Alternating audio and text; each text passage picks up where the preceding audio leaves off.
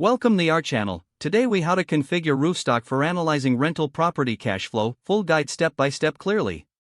Open the Roofstock website in your browser. Log into your account or create a new one if you haven't already. Once logged in, navigate to the rental property analysis section. Select Analyze Properties from the main menu. Enter the property address you want to analyze in the search bar. Click on the property to view its details and current market insights.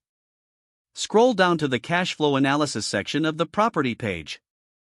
Here, you will see various input fields for your analysis. Start by entering the purchase price of the property.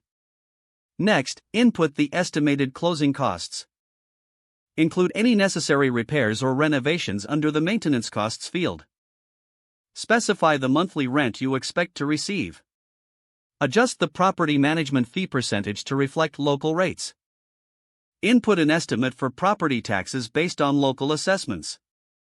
Include homeowners' insurance costs based on your provider's quotes. Consider adding a monthly allowance for vacancies. If applicable, enter any additional income such as pet fees or storage fees. Review the total cash flow calculation presented on the screen. Analyze the projected expenses and ensure they are realistic.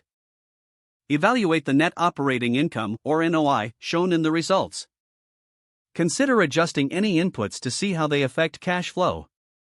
Once satisfied with your analysis, save the configuration for future reference. You can download or print the cash flow report for a comprehensive overview. Explore other properties using the same analysis method to build your portfolio. Close by reflecting on how this tool helps streamline your investment decisions. If the page does not load, refresh the browser or try again in a private or incognito window. Make sure you are using the correct email address, then retype it carefully to avoid small typos. If your password is not accepted, use the reset option and create a new strong password you can remember. Don't forget to like this video and subscribe to our channel for more step-by-step tech guides.